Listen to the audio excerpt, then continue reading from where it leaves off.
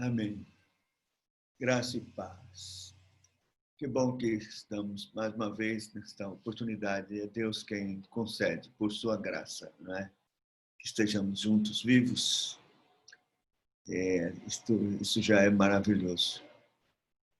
Eu penso assim, Deus estabeleceu um limite, 70 anos. Então, o que passa é super graça, é graça abundante. Então, glória a Deus. Ele quis, nós estamos aqui. Bom, nós vamos então continuar com o nosso estudo nas igrejas. Hoje chegamos à igreja de Filadélfia, a igreja irrepreensível, né? A igreja que deu um testemunho e dá um testemunho glorioso para o Senhor. Como Esmirna, não há nenhuma reprovação para essa igreja. Então, ela é, sem dúvida, um modelo para nós, como igreja do Senhor, mesmo hoje. Eu vou ler, então, Apocalipse, no capítulo 3, a partir do verso de número 7. Apocalipse 3, a partir do verso 7, diz assim: Ao anjo da igreja em Filadélfia escreve: Estas coisas diz o santo, o verdadeiro, aquele que tem a chave de Davi, que abre e ninguém fechará, que fecha e ninguém abrirá. Conheço as tuas obras, eis que tenho posto diante de ti uma porta aberta, a qual ninguém pode fechar. Que tens pouca força, entretanto guardaste a minha palavra e não negaste o meu nome. Eis, farei que alguns dos que são da sinagoga de Satanás, desses que a si mesmos se declaram judeus e não são, mas mentem, eis que os farei vir e prostrar-se aos teus pés e conhecer que eu te amei. Porque guardaste a palavra da minha perseverança. Também eu te guardarei da hora da provação que há de vir sobre o mundo inteiro para experimentar os que habitam sobre a terra. Venho sem demora, conserva o que tens, para que ninguém tome a tua coroa. Ao vencedor, falo-ei coluna no santuário do meu Deus, e daí jamais sairá. Gravarei também sobre ele o nome do meu Deus, o nome da cidade do meu Deus, a nova Jerusalém que desce do céu, vinda da parte do meu Deus, e o meu novo nome. Quem tem ouvidos, ouça o que o Espírito diz às igrejas. Vamos orar ainda, Senhor. É com muito temor e tremor que nós abrimos teu livro santo, especialmente Apocalipse. Nós precisamos, carecemos muito, Senhor, muito, daquela iluminação especial do teu Espírito Santo, para podermos compreender, Senhor, os símbolos, as figuras e tudo que o Senhor quis revelar na tua santa e bendita palavra para a tua igreja. Nós que estamos nessa dispensação, atravessando esses momentos difíceis, de grande tribulação, e que tende a piorar, precisamos de ti, Senhor, e que tu nos mostres na tua palavra aquilo que o Senhor quer para nós, a fim de permanecermos firmes e de glorificarmos o teu santo nome, fazendo a tua vontade. Tem misericórdia em nome do Senhor Jesus. Glorifica o teu santo nome, glorifica Cristo e glorifica, Senhor, a tua palavra. Nós pedimos isto no nome de Jesus Cristo. Amém. Bem, chegamos à igreja de Filadélfia. Como nós já dissemos, o princípio que estamos usando é de que essas igrejas não representam períodos históricos distintos na história da igreja, mas são igrejas que realmente existiram, para as quais o Senhor mandou uma mensagem, uma palavra, no entanto, com a intenção de que esta mensagem valesse, fosse importante para todas as igrejas, em todos os lugares, em todas as épocas. Sua igreja no mundo. Algumas, ele aponta defeitos, reprova, chama atenção, aponta a saída, e isso nós já vimos, como necessitamos disso para nós hoje também, como foi oportuno ouvir estas repreensões. Mas para algumas ele elogia e também mostra as razões por que desses elogios. É o caso da igreja de Filadélfia, uma igreja fiel. Era uma pequena igreja, uma igreja que estava no meio desta cidade. Ela foi fundada e tomou este nome de Filadélfia por causa de um rei que quis homenagear o seu irmão.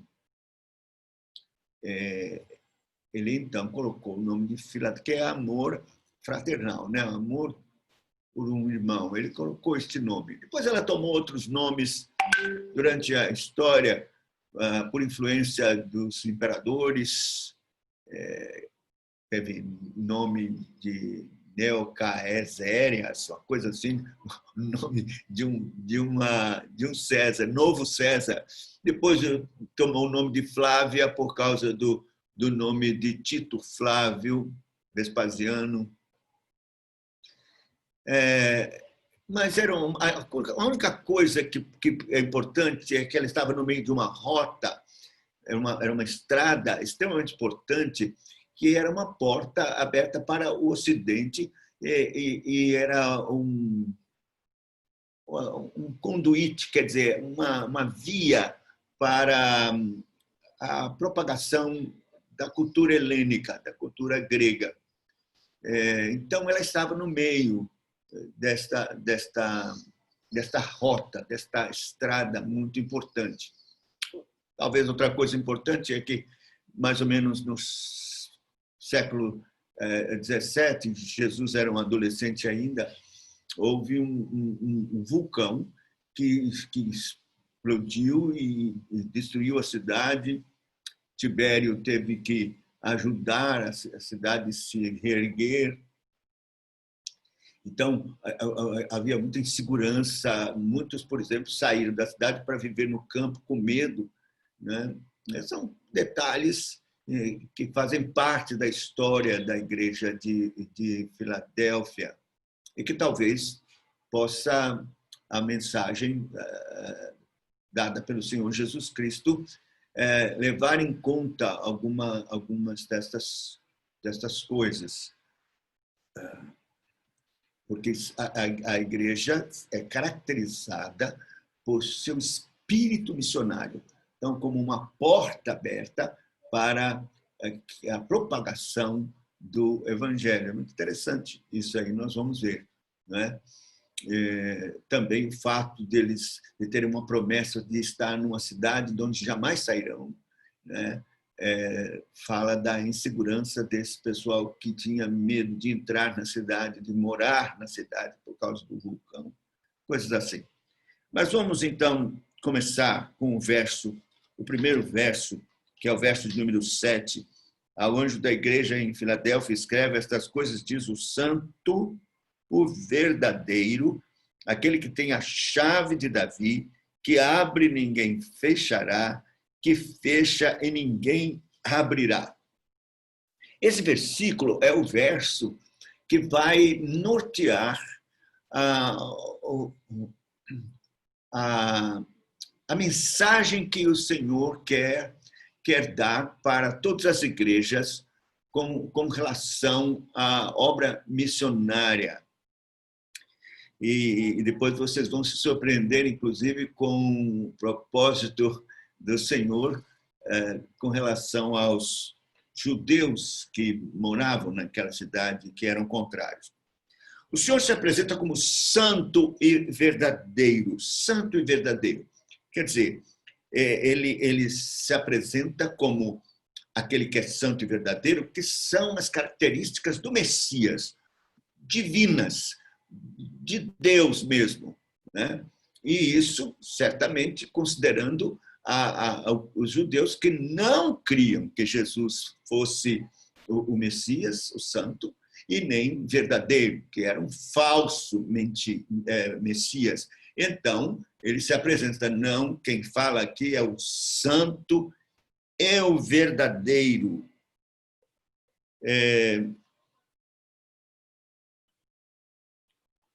No capítulo 6, versículo 10, é repetido isto aqui por parte dos mártires que estão debaixo do altar.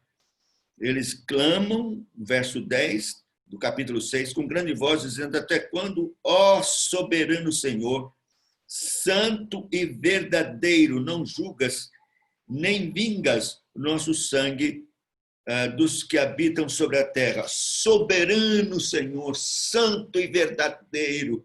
Então, aqueles que sofrem perseguição, que são colocados para baixo sobre esse domínio perseguidor, os que estão assim, nesta condição, como era da igreja da Filadélfia, que sofria grande perseguição por causa dos judeus, o Senhor se apresenta e diz para eles: vocês da igreja de Filadélfia, vocês ouçam, eu sou o santo e o verdadeiro.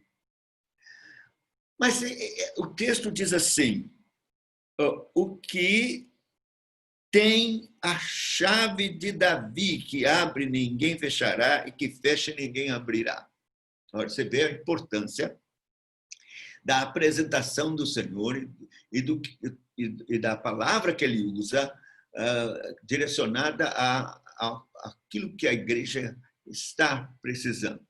Esse texto é tirado de Isaías, capítulo 22. Veja que coisa interessante. Isso foi dito com relação a Javé, Isaías 22, versículo 22. Diz assim: porei sobre o seu ombro a chave da casa de Davi. Ele abrirá e ninguém fechará. Fechará e ninguém abrirá. Isaías 22, 22. Agora, o texto todo é muito importante. Depois você pode lê-lo para se inteirar. Ele está falando aqui de um mordomo do rei Ezequias que tomou lugar de um tal de Sebna.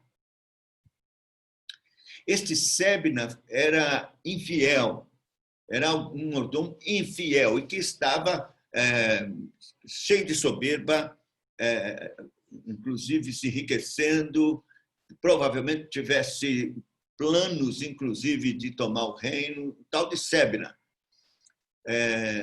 preparando um túmulo para ele na rocha, muito bonito. É interessante o texto, depois você lê, Isaías 22. E aí, então, Deus tira este Sebna de cena, tira com palavras duras contra ele, como se tivesse tirado dele o poder, as chaves, e dá para este outro, o nome dele é Eliaquim.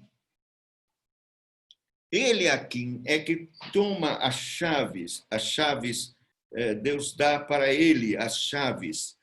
E nós vamos ver que este Eliaquim, ele de fato é um tipo de Cristo, do Messias. Ele recebe as chaves para ter este poder. Ele é quem abria o templo, fechava o templo e supervisionava o culto e tudo mais. Isso é um tipo de Cristo que viria e tomaria as chaves.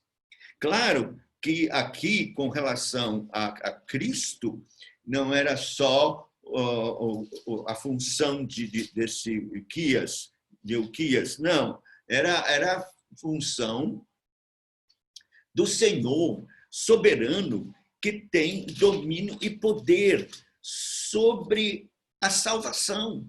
Ele tem a chave de Davi, que é a chave do concerto, da aliança, que Davi é o símbolo da aliança. Só entra na aliança quem ele abre para entrar e fecha para que não entre, porque ele é Senhor, soberano Senhor, que tem o domínio, é o Senhor soberano na salvação. Jonas 2,9 diz: ao Senhor pertence a salvação. Ele é quem tem a chave. E nós vamos ver depois também que este Sebna, ele vai representar os judeus que não creram e que rejeitaram a Cristo. E o reino foi tirado deles e dado a outro, né? Que são os gentios. Porque tem que lembrar que Isaías é o precursor da evangelização dos gentios. Ele é chamado o grande evangelista. Alguns se chamam de quinto evangelho no livro de Isaías, porque ele é quem prenuncia a salvação dos gentios. Então, é muito interessante isto, que Cristo toma as chaves de Davi, como Ilquias, e é aquele que abre, ninguém fecha, fecha, ninguém abre. Então, a ênfase está na soberania de Cristo na salvação. O verso de número 8, então, diz o seguinte: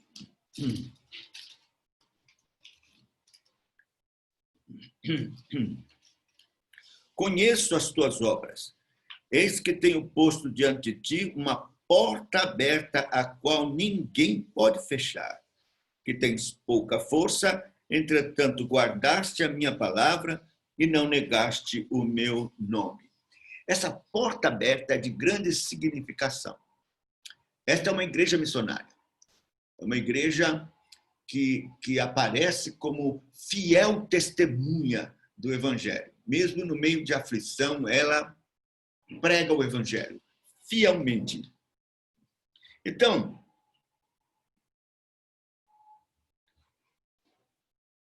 a porta aberta, ela simboliza aquilo que o soberano Senhor enseja para que a igreja pregue o Evangelho.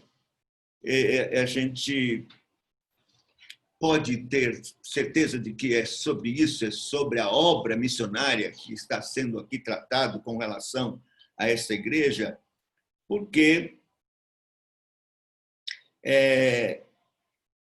nós encontramos outros textos que falam a respeito desta porta aberta. Aliás, vários textos do Novo Testamento, mas eu não posso, por causa do tempo, vou apenas abrir aqui Atos 14, 27.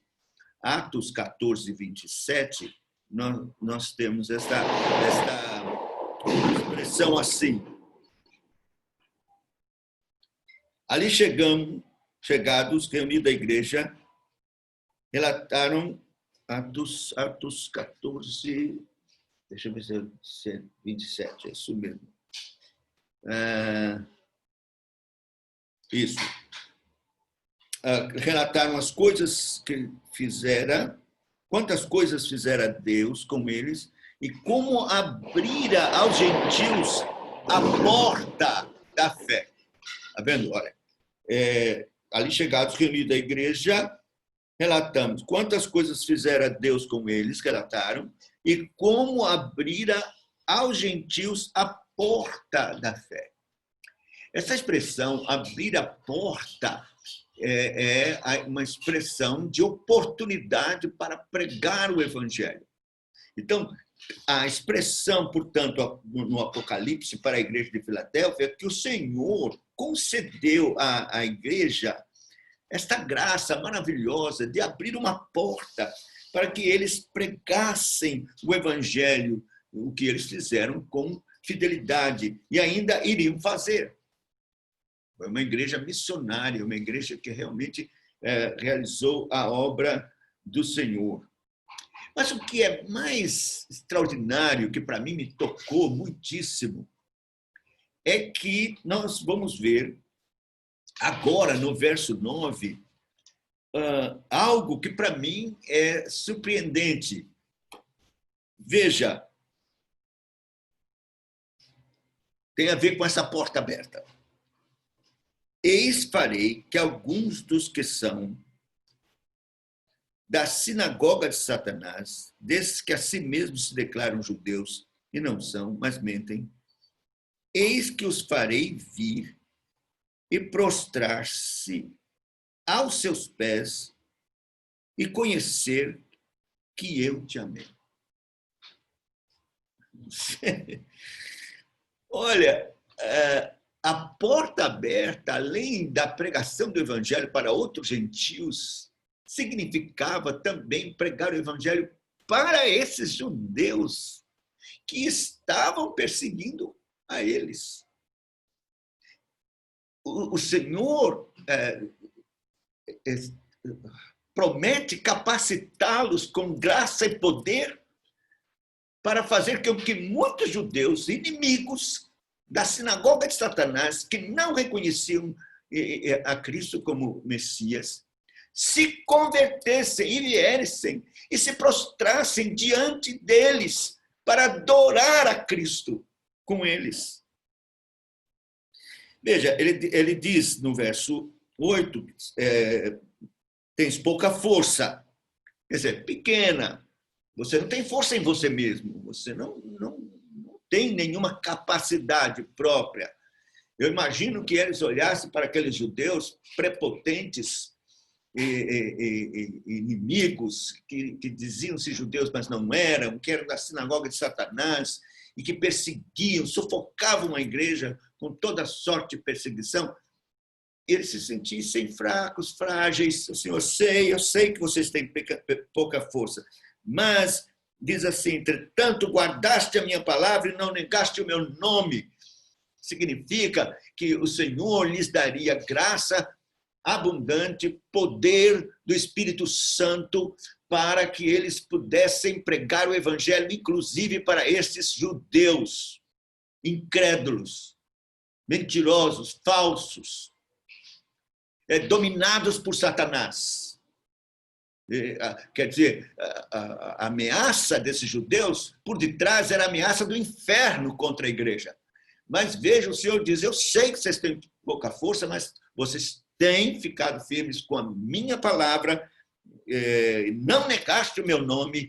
Então, o Senhor promete, no verso seguinte, um poder tão grande que estes inimigos iriam se converter, vir e se prostrar diante da igreja. Aliás, este é algo que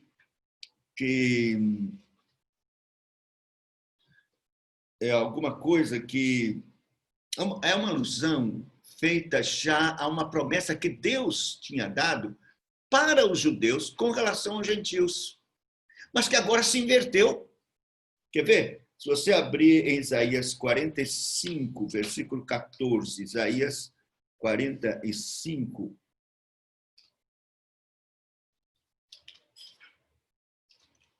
São vários textos em que existe essa promessa aqui com relação aos judeus e aos gentios.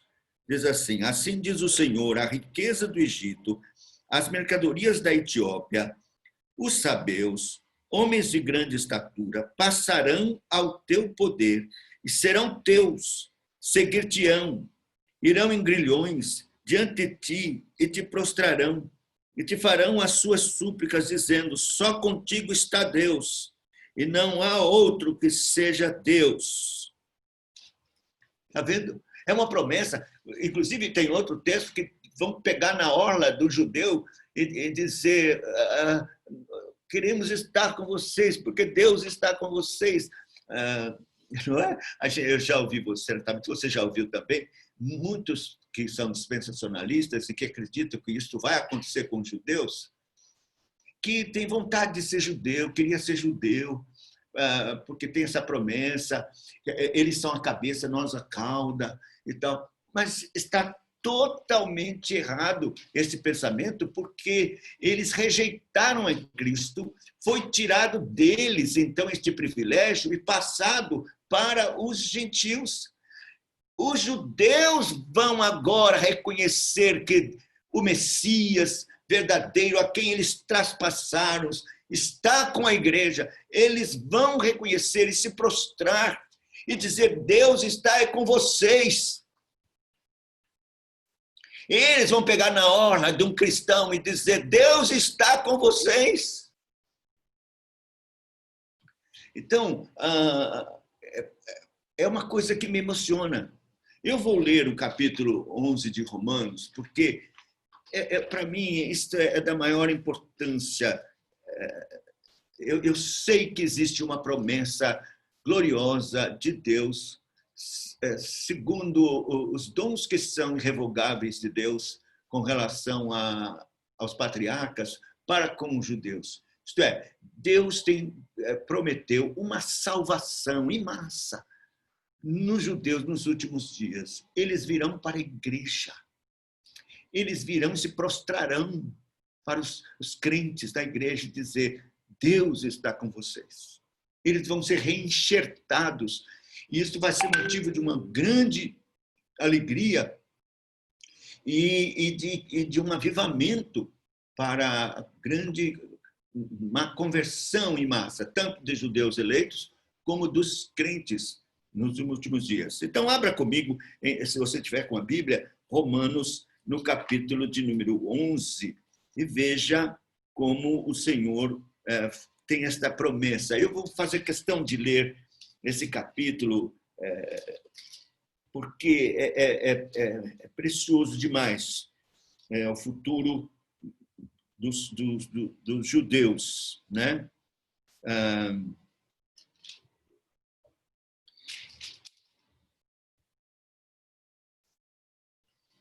Ele vai dizer que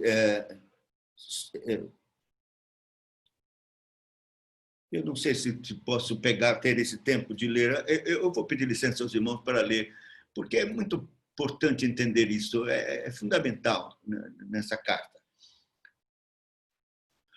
Pergunto, pois, será Deus, porventura, rejeitado o seu povo? De modo nenhum. Porque eu também sou israelita da descendência de Abraão e da tribo de Benjamim. Deus não rejeitou seu povo, a quem de antemão conheceu. Ou não sabeis o que a Escritura refere a respeito de Elias, quando insta perante Deus contra Israel, dizendo: Senhor, mataram os teus profetas, arrasaram os teus altares, só eu fiquei e procuram tirar minha vida. O que ele disse, porém, a resposta divina?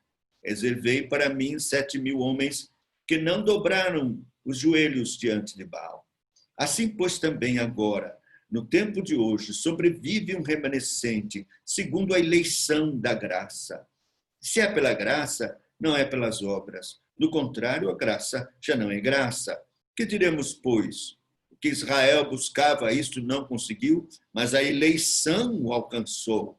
E o mais foram endurecidos. Como está escrito, Deus lhe deu espírito de entorpecimento, olhos para não ver, ouvidos para não ouvir, até o dia de hoje. E diz Davi: torne-se-lhe a mesa em laço, armadilha, e tropeço e punição. Escureçam-lhes os olhos, escureçam-se-lhes os olhos, para que não vejam, e fiquem para sempre encurvadas as suas costas. Pergunto, pois, porventura tropeçaram para que caíssem? De modo nenhum, mas pela transgressão deles veio a salvação aos gentios, para pô-los em ciúmes.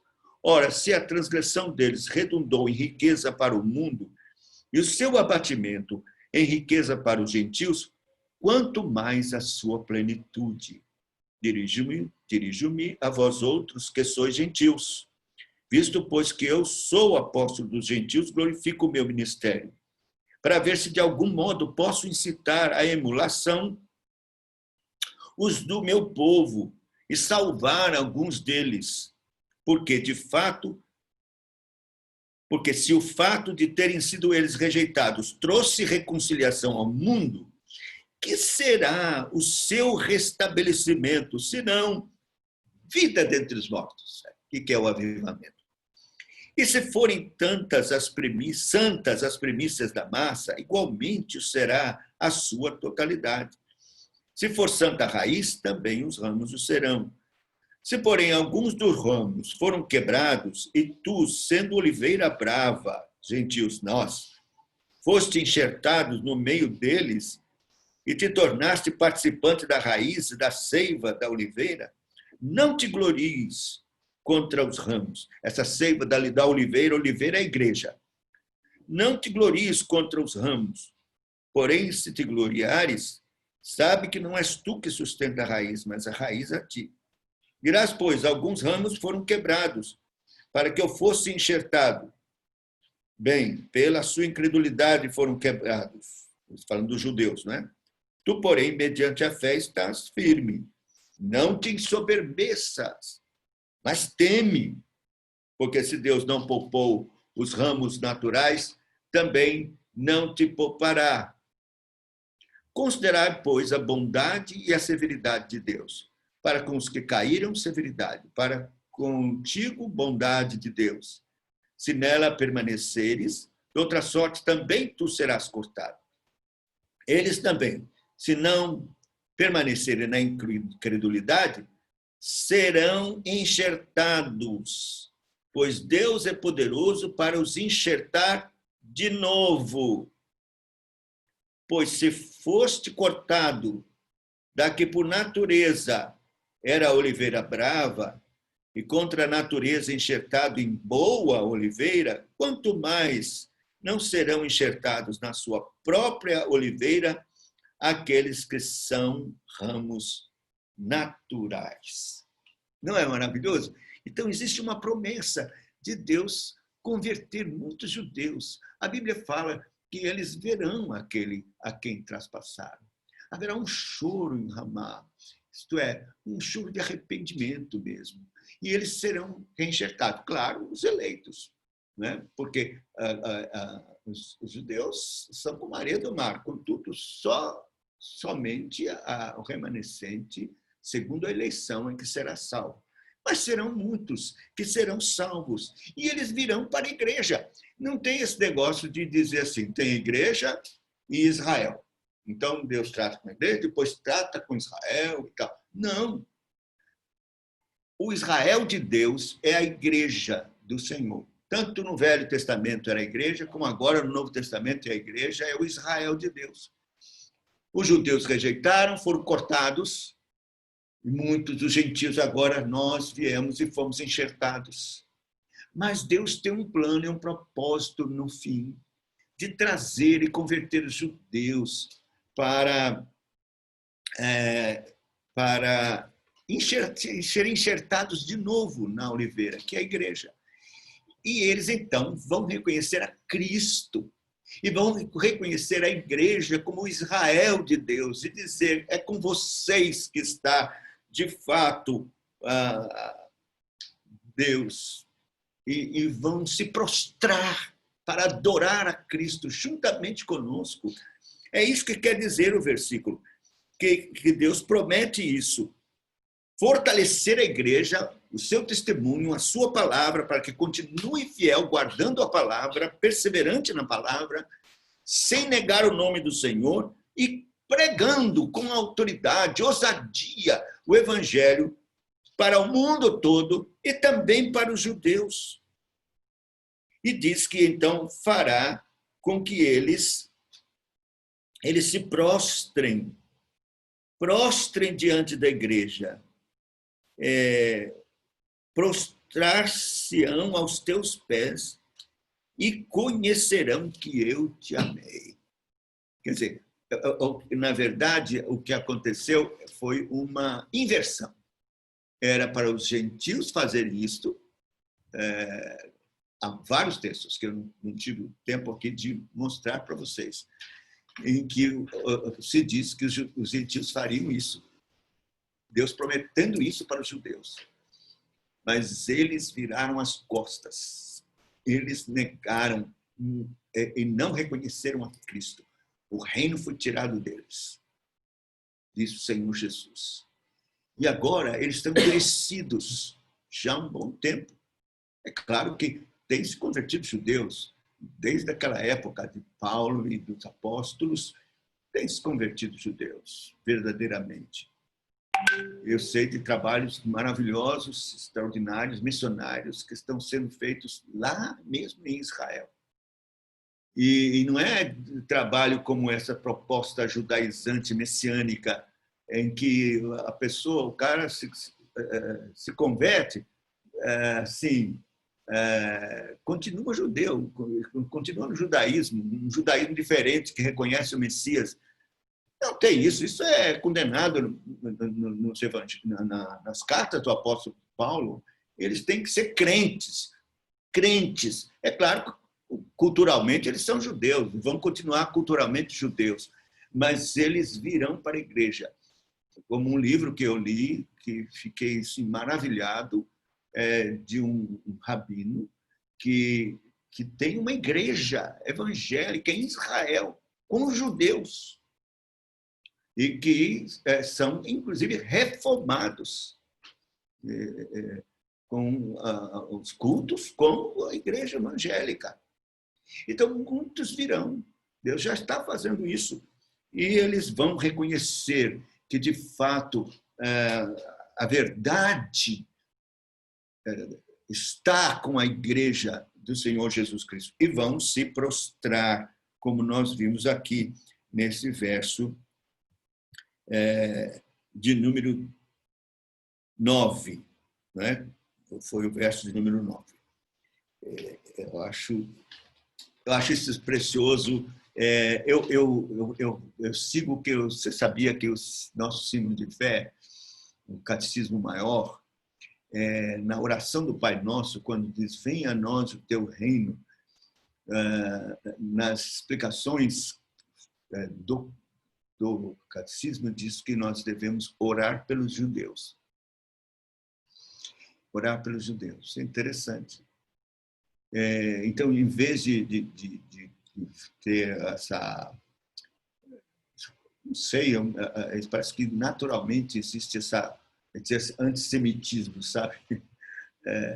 Mas nosso símbolo de fé ensina que nós devemos orar pelos judeus porque, vindo a salvação deles, vai acontecer a plenitude dos gentios, que é a salvação do resto dos gentios que tinham que se converter, um grande avivamento, e Cristo virá. Então, venha a nós o teu reino, orar pelos judeus e pela salvação dos judeus. Que o Senhor mande missionários, que a igreja, como Filadélfia, fraca, pouca força, mas cheia do poder, sem temer que Satanás está por detrás deste engano em que os judeus vivem, porque o judaísmo, você não sabe dizer, é demoníaco. O judaísmo é cheio de superstições. Eles têm a Torá lá, mas não querem saber nada da Torá. Eles ficam beijando a Torá, mas o que tem dentro, nada. E cheio de superstições, que são as leis rabínicas do Talmud. Completamente fora. E tem horror a Cristo.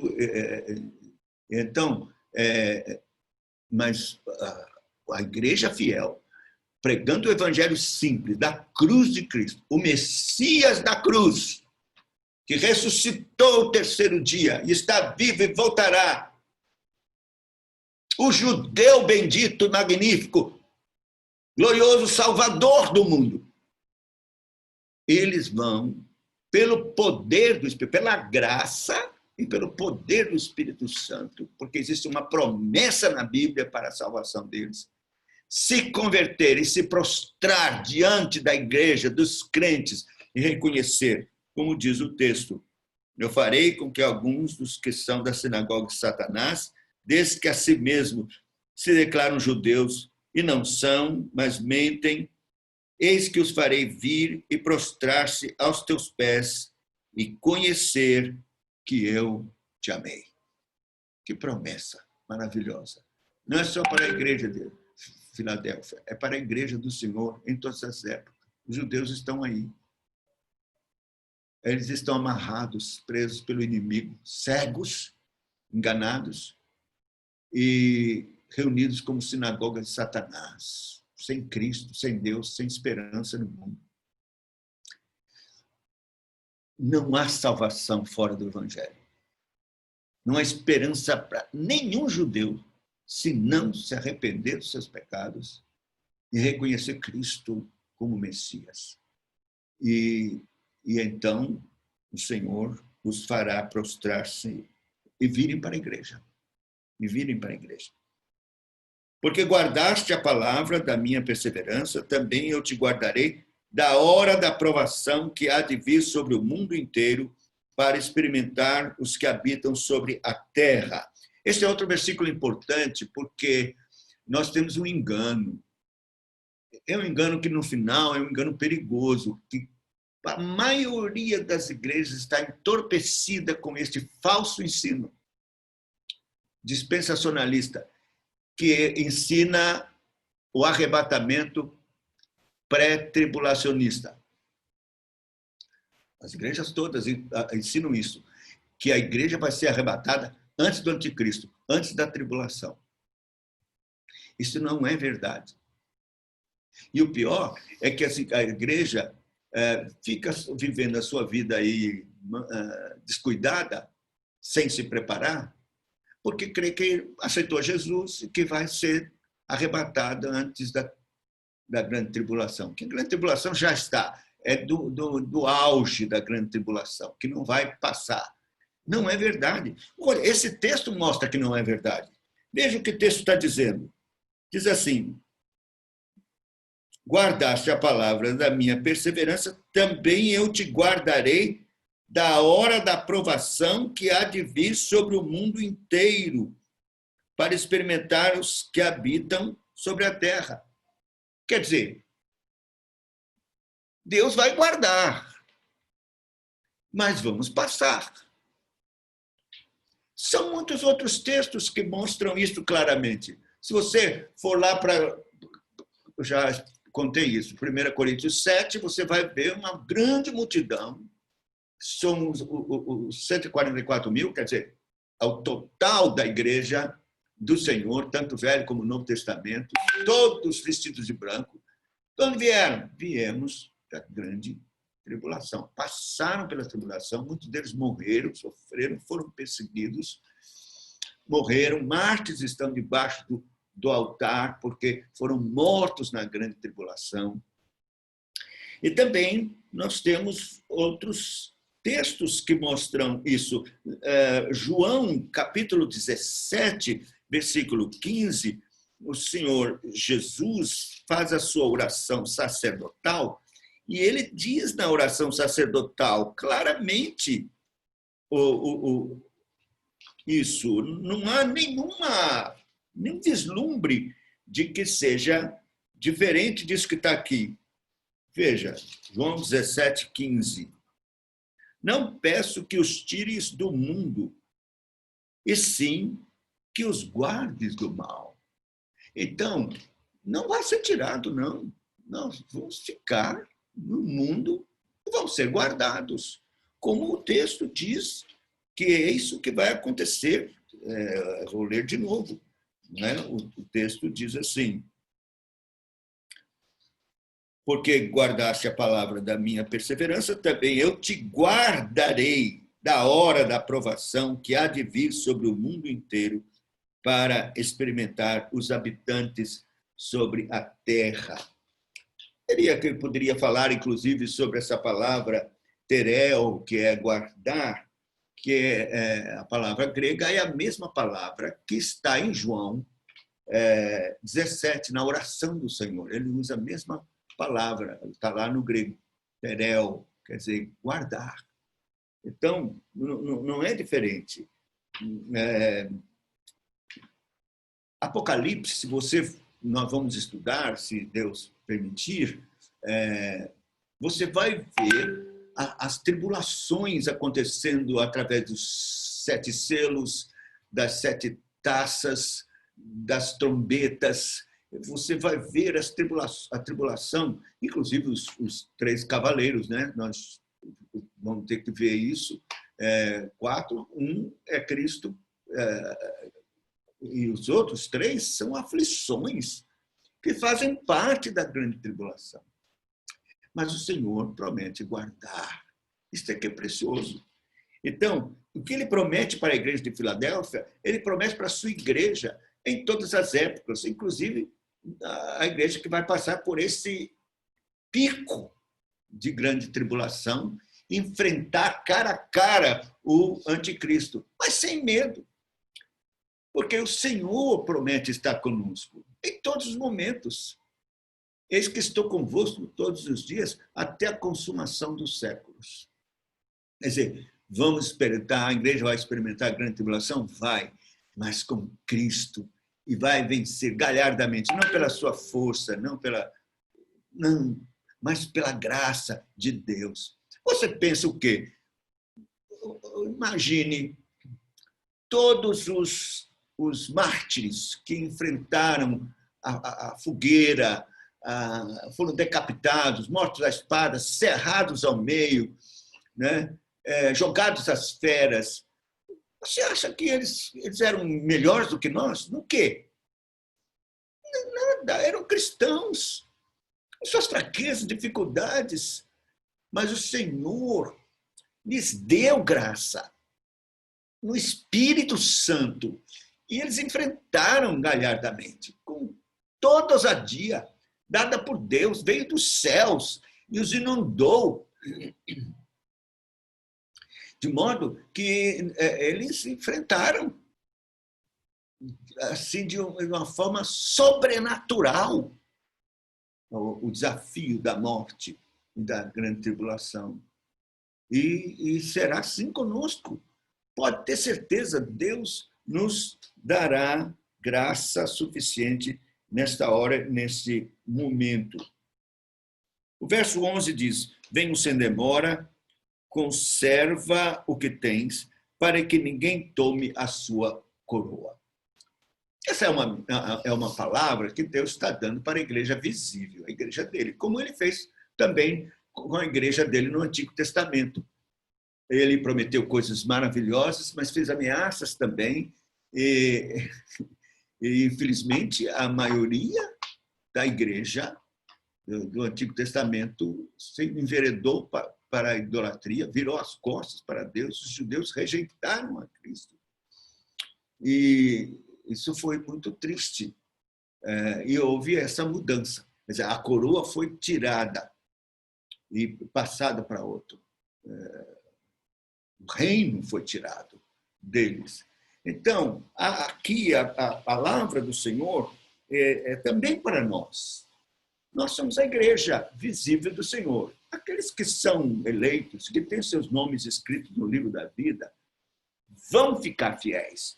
Eles não vão fugir, eles não irão virar as costas para Deus. Eles vão continuar e vão permanecer fiéis e conservar aquilo que Deus já deu. Vão conservar.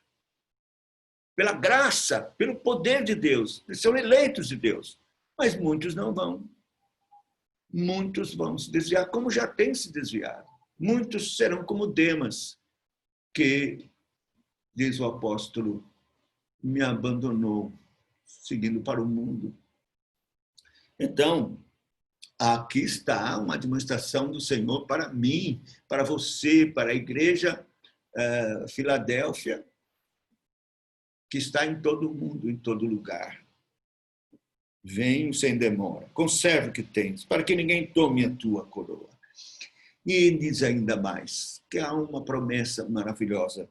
Ao vencedor, falo-ei coluna no santuário do meu Deus. Daí jamais sairá. Gravarei também sobre ele o nome do meu Deus. o nome da cidade do meu Deus, a Nova Jerusalém, que desce do céu, vindo da parte do meu Deus, e o meu novo nome. Olha, toda vez que termina uma carta com estas promessas, que é a promessa dos céus, é a promessa da vida eterna, e, sobretudo, é a promessa de uma íntima comunhão com Cristo. Porque quando diz assim, ser coluna do templo, não pode ser literal. Isso é uma coisa simbólica, mostrando que Deus fará de cada um de nós participantes desse templo espiritual que é a Igreja do Senhor. E a coluna verdadeira é Cristo mesmo, né? Em Cantares, Cântico dos Cânticos, é dito que as pernas de Salomão só com 2 colunas. Aquilo é figura de Cristo. Então, nós seremos como Cristo, teremos íntima comunhão com Ele. E veja, vamos tomar o nome dele, o nome é tudo relacionado ao caráter dele. Esse será o nosso caráter. Nós teremos o caráter de Cristo, porque teremos o nome de Cristo sobre nós. E também do meu Deus, quer dizer, de Deus, do caráter de Deus. O caráter de Deus é a sua santidade, é a sua pureza. Uma expressão do caráter de Deus que nós temos visível aqui são os 10 mandamentos. A santidade, a pureza. Alguém que pudesse cumprir os 10 mandamentos teria o caráter de Deus. Mas nós não temos como cumprir os 10 mandamentos perfeitamente aqui. E então não temos o caráter de Deus aqui, nem teremos nesse mundo. Mas quando fomos chamados e estivermos lá, vamos receber o nome, o caráter. E seremos santos, como Ele é santo. Então, perfeitamente obedientes da lei, com o caráter de Deus. E estaremos no lugar precioso, porque diz assim, o nome da cidade do meu Deus, da Nova Jerusalém. Então, isso é simbólico. Quer dizer, nós teremos uma porção nossa na cidade de Deus, que é nossa, absolutamente segura.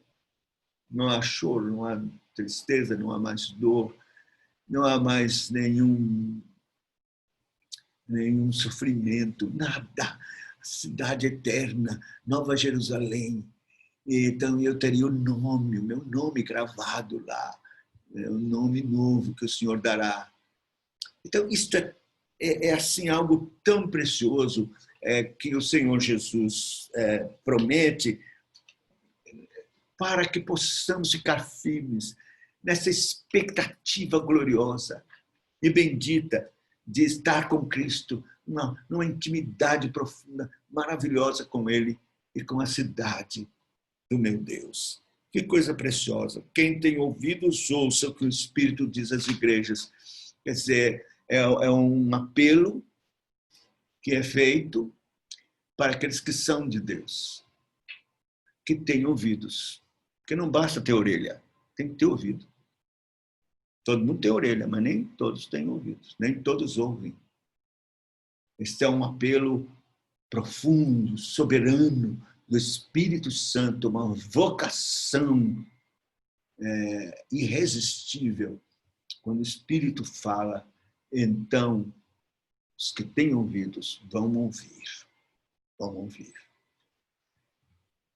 Assim, nós temos esta preciosa igreja, né, de Filadélfia, tão preciosa. Só lembrando, uma igreja fiel, que agradou ao Senhor, aos olhos do Senhor, uma igreja missionária, que tinha visão missionária e que nunca perdeu esta visão de pregar o Evangelho, aproveitando a rota que seguia para o mundo e para o Ocidente. Certamente mandou muitos missionários por esta rota.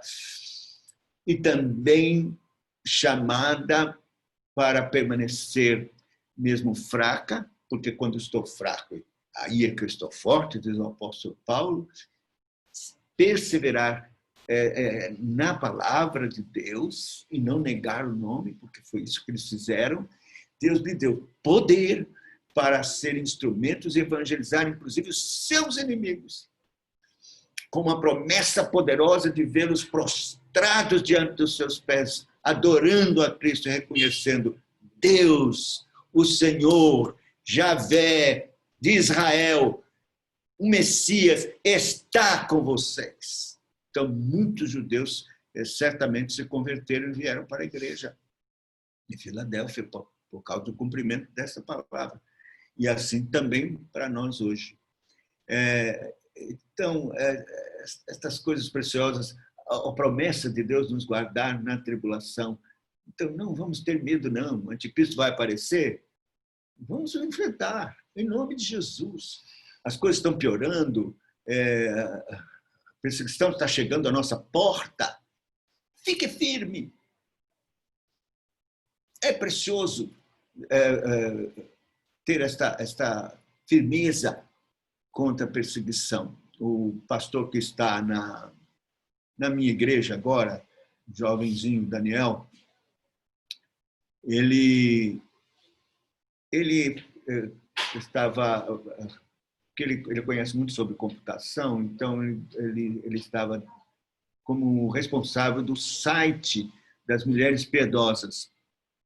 É um site reformado de mulheres piedosas. Então, uma senhora lá do Rio de Janeiro escreveu um livro como educar crianças e como discipliná-las.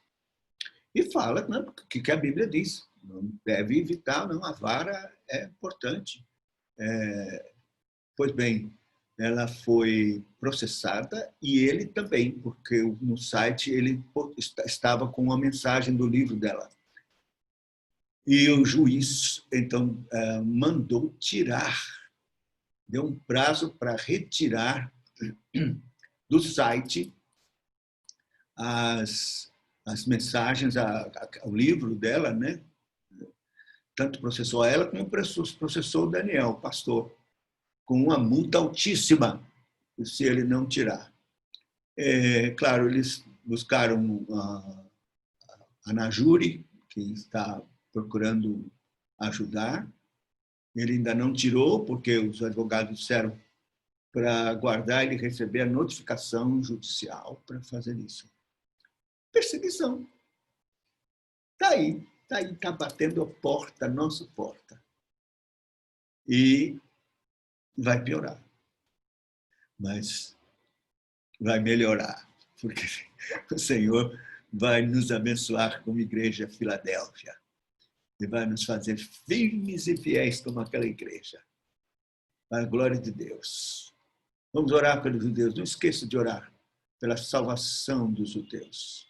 Deus os preservou lá e abençoou aquela nação, não para fazer deles a cabeça e nós a cauda. Não, não, não. É porque Deus tem um plano de convertê-los, de trazê-los para a igreja. Se prostrarem, pegarem na hora do crente e dizer, vocês estão. Na verdade, o Israel agora é com vocês. Eu quero estar aí. Não quero ficar fora de Israel. Então, que Deus tenha misericórdia. Muita gente tem candelabro e coisa de Israel e tal, pensando no Estado de Israel. Mas Deus não tem nada com o Estado de Israel. O Estado de Israel é como o Brasil, qualquer outro. Deus tem com os judeus, que Ele quer salvar. E nós temos que orar por eles. E, se possível, pregar, sair, mandar missionário para Israel. Porque o Senhor promete de fazer da fraqueza grande poder, para que eles se prostrem, reconhecendo o Messias, aquele a quem traspassaram. Que Deus nos ajude. Vamos orar. Senhor, tem misericórdia, em nome de Jesus, de nós, como igreja do Senhor. Já estamos na grande tribulação. Enfrentamos problemas de toda sorte. Toda hora, em todo momento, há novidades, perigos que batem à nossa porta. ameaças de toda sorte no trabalho e em outros lugares. E aí nós vemos também as coisas acontecendo no mundo que apontam para um período, uma hora de provação que virá sobre toda a terra. E, Senhor, nós queremos estar preparados. Tem misericórdia de nós, assim como prometeste estar conosco e livrar-nos do mal. Faze isto, Senhor. Tem compaixão. Queremos orar pelos judeus. Senhor, eles foram endurecidos para que o Evangelho chegasse até nós. Ó Senhor, nós os amamos. E, Senhor, queremos que o Senhor tenha misericórdia e possa salvá-los. Tira a venda, Senhor. Tira a venda dos olhos. Repreende toda a obra diabólica, maligna, da sinagoga de Satanás e abre os olhos deles para que eles vejam aquele a quem traspassaram e chorem amargamente, com arrependimento sincero. E venham e se prostrem diante de Cristo, Salvador, o Messias, e sejam salvos. Este é o que nós queremos. Oramos agradecidos no nome do Senhor Jesus Cristo, nosso Salvador e Rei. Amém.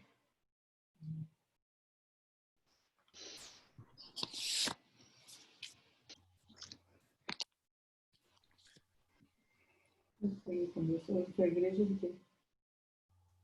Filadélfia. Muito obrigado, Fafá. Deixa eu só parar a gravação aqui.